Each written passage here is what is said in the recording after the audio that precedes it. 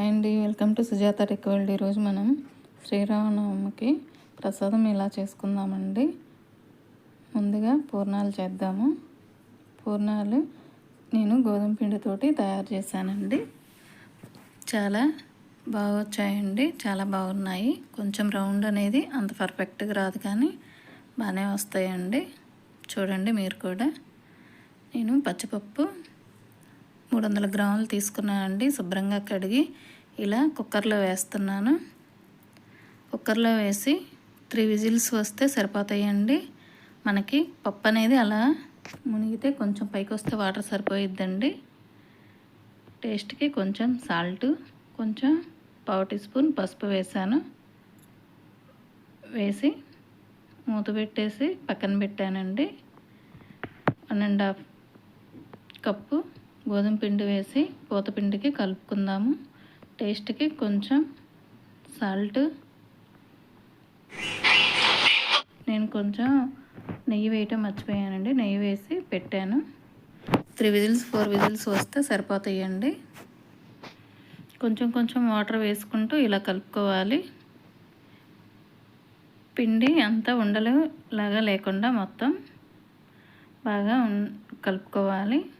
కొంచెం నీళ్ళు వేసుకుంటూ ఇలా ఉంటే సరిపోయిద్దండి. కొంచెం గట్టిగా అయితే ఇంకొంచెం వాటర్ వేసుకోవచ్చు. మనం పప్పు చూద్దామండి. ఈ ఆవిరంతా పోయాక మూత తీసుకోవాలి. 4 విజిల్స్ వస్తే బాగా మెత్తగా ఉడుకుతాయండి. చూడండి, ఇలా ఉంటే సరిపోతాయి. లోపల వాటర్ ఉన్నాయి కదండి, కొంచెం పెద్దల గిన్నెలో ఇలా వడపోస్తున్నాను. వడపోసి పక్కన పెట్టుకుందామండి. పూర్తిగా చల్లారిన తర్వాత మిక్సీ పట్టుకోవాలి. కొంచెం వేసుకొని మిక్సీ పట్టుకొని పక్కన పెట్టుకుంటున్నానండి. బెల్లం 300 గ్రాములు తీసుకొని ఇలా కరిగించుకుంటున్నానండి. బాండీలో వేసి వాటర్ వేసే పని లేదండి, ఇలానే డైరెక్ట్గా కరిగించుకోవాలి. కరెక్ట్ కొలతలతోటి ఇలా సరిపోతాయండి. బెల్లం ఇలా కరిగిన తర్వాత 1 టేబుల్ స్పూన్ నెయ్యి వేస్తున్నాను. పక్కన పెట్టుకొని ఉన్న పూర్ణం పిండి మొత్తం ఇలా వేసుకొని కలుపుకోవాలండి. బాగా గట్టిగా అయ్యే వరకు కలుపుకుంటూనే ఉండాలి. లో ఫ్లేమ్లోనే ఉండాలండి మంట. 1 టేబుల్ స్పూన్ నెయ్యి వేసాను. చూడండి, ఇలా గట్టిగా అయ్యే వరకు కలుపుకోవాలండి. మనకి బాండీకి అనేది అంటకూడదు, ఇలా ఉండాలి. చూడండి, కరెక్ట్గా వచ్చింది. ఇలా ఇప్పుడు మనం స్టవ్ కట్ చేసుకుంటే సరిపోయిద్దండి.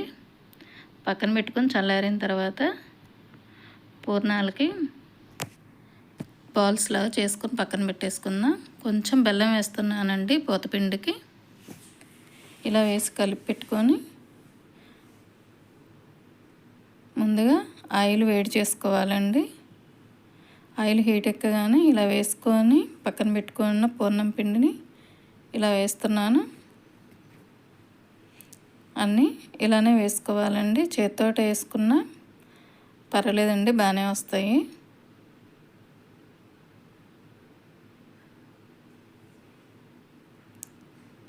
వేసిన తర్వాత ఎమ్మటే కదిలించకూడదండి. కొంచెం ఎర్రబడ్డాక 2 మినిట్స్ తర్వాత అలా కదిలించండి. తిప్పేసుకోవచ్చు ఒకవైపుకి. చూడండి, ఇలా కాగితే సరిపోతాయండి. గోధుమ పిండి కాబట్టి తెల్లగానే ఉంటాయి. లైట్గా దోరగా ఎర్రగా కనపడుతుంటాయి. చూడండి, మిగతావి అన్నీ కూడా ఇలానే వేసి ఆయిల్లో వేసి చేసుకుంటున్నాను. అన్నీ చేసుకున్న తర్వాత చూడండి, అన్నీ పర్ఫెక్ట్గా వచ్చాయి. చాలా బాగున్నాయండి. మీరు ఒకసారి ఇలా ట్రై చేయండి. ఎలా వచ్చినాయని కామెంట్ బాక్స్లో చెప్పండి. అంతేనండి. పులిహోరకి నేను 1/2 కేజీ వరకు బియ్యం తీసుకున్నానండి. శుభ్రంగా కడిగి పెట్టుకొని ఈ గ్లాస్ తోటి 2 తీసుకున్నానండి బియ్యం. 3 వాటర్ పోస్తున్నాను. మనకి కరెక్ట్ కొలతలతోటి పులిహోరకైతే సరిపోయిద్దండి ఇలా పోసుకుంటే. 2 విజిల్స్ వస్తే సరిపోతాయండి హై ఫ్లేమ్లో.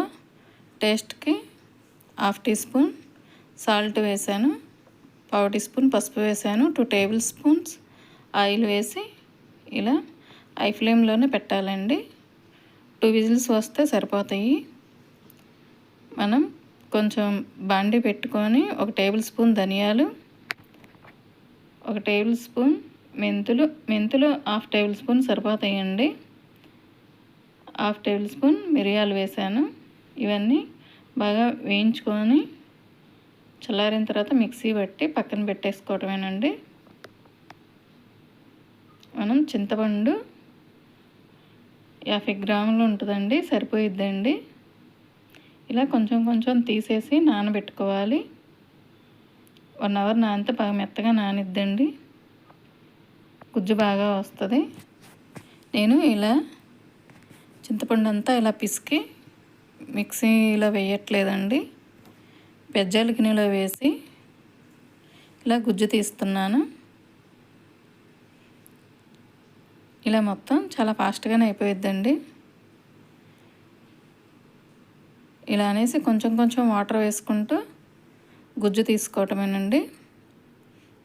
చూడండి, అంతా ఇలా వచ్చే వరకు చేసుకోవాలి. అలా సరిపోయిద్దండి మనకి.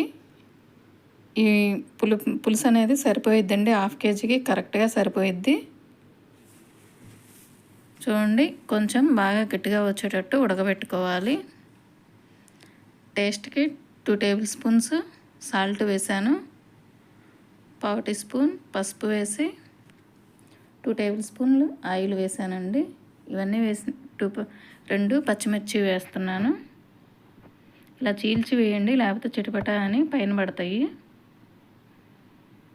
స్టవ్ వెలిగించుకొని ఇలా పెట్టుకొని కలుపుకోవాలండి, లేకపోతే అడుగంటుద్ది, అడుగున మాడిపోయిద్దండి. చూడండి, ఇలా ఉడికించుకోవాలి. మనకి స్మెల్ వచ్చుద్దండి, బాగా కలర్ చేంజ్ అయ్యిద్ది బాగా ఉడికితే. కరెక్ట్గా మనం అన్నం దించుకున్నాం కదండి, 2 విజిల్స్ అయిపోయాక ఆవిరంతా పోయాక మూత తీయాలండి. చూడండి, కరెక్ట్గా వచ్చింది, బాగా వచ్చిందండి. మనం వేరే గిన్నెలోకి తీసుకొని చల్లారి పెట్టుకుందాము. చల్లారి పెట్టుకుంటేనే పులిహోరకు బాగుంటుందండి. ఇలా వేడివేడి దాని మీద చేయకూడదు. పులుసు అనేది అప్పుడప్పుడు తిప్పుకుంటూ ఉండాలండి, లేకపోతే అడుగున మాడిపోతుంటుంది. చూడండి, ఇంకొంచెం ఉడికితే సరిపోయిద్ది. ప్లీజ్ అండి, ఈ వీడియో కనుక మీకు నచ్చితే లైక్ చేయండి, సబ్స్క్రైబ్ చేయండి. మనం పోపులకి నేను ఒక 50 గ్రాముల వరకు ఆయిల్ ఉంటుందండి. ఇలా ఆయిల్ హీట్ ఎక్కగానే 1/2 కప్పు పల్లీలు వేసాను. పల్లీలు బాగా వేయించుకొని దోరగా వేయించుకొని తీసి పక్కన పెట్టుకోవాలి. ఇలా పక్కన పెట్టుకున్న తర్వాత 2 టేబుల్ స్పూన్లు పచ్చిపప్పు వేసాను. 1 టేబుల్ స్పూన్ జీలకర్ర, 1 టేబుల్ స్పూన్ ఆవాలు వేసి బాగా వేయించుకున్న తర్వాత 4 పచ్చిమిర్చి వేసి ఇలా వేయించుకోవాలండి. మనం స్టవ్ కట్ చేసుకునే ముందు కరివేపాకు, కొత్తిమీర వేస్తున్నాను. కొత్తిమీర చాలా టేస్టీగా ఉంటుందండి, స్టవ్ కట్ చేసుకోవాలి. ఇలా మనం చల్లారబెట్టుకున్న అన్నంలో చింతపులుసు అనేది ఇప్పుడు యాడ్ చేసుకుంటున్నాను.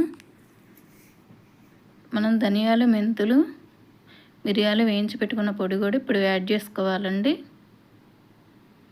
చూడండి, ఇలా వేసుకొని అన్నానికి మొత్తానికి పట్టించుకోవాలి. పులుపు అనేది బాగా పట్టిద్దండి అన్నానికి. మనం వేసుకున్నవి చింతపండు గుజ్జు అనేది మొత్తం పట్టిద్దండి, కరెక్ట్గా సరిపోయిద్ది. మీకేమైనా సాల్ట్ తగ్గినట్టు అనిపిస్తే కొంచెం ఇప్పుడు యాడ్ చేసుకోవచ్చండి, సరిపోకపోతే. పోపులన్నీ ఇలా వేస్తున్నానండి. ఆయిల్ కూడా అది సరిపోయిద్దండి, మనం వేసుకున్న ఆయిల్ వరకు మొత్తం ఇలా వేసుకొని మొత్తం ఇలా కలిపి పెట్టుకోవాలి. అంతేనండి, ప్రసాదానికి పులిహోర రెడీ అయిపోయినట్లేనండి. చూడండి, చాలా ఫాస్ట్గా అయిపోయింది. నేను ఇప్పుడు కొంచెం పచ్చిపప్పు 1/2 గ్లాసు తీసుకొని కడిగి ఇలా పెట్టానండి వడపప్పుకి. పానకం తయారు చేసుకుందామండి. 1/2 కేజీ బెల్లం తీసుకున్నాను. 1 టేబుల్ స్పూన్ మిరియా పొడి, 1 టేబుల్ స్పూన్ యాలకుల పొడి వేసి ఇలా లీటర్ పోస్తున్నానండి. లీటర్ అయితే కరెక్ట్గా సరిపోతాయండి. కలుపుకోవటమేనండి. ఇలా అయిపోయినట్లే చూడండి. నేను ఇలా రెడీ చేసి పెట్టుకున్నానండి అన్నీ. బాయ్.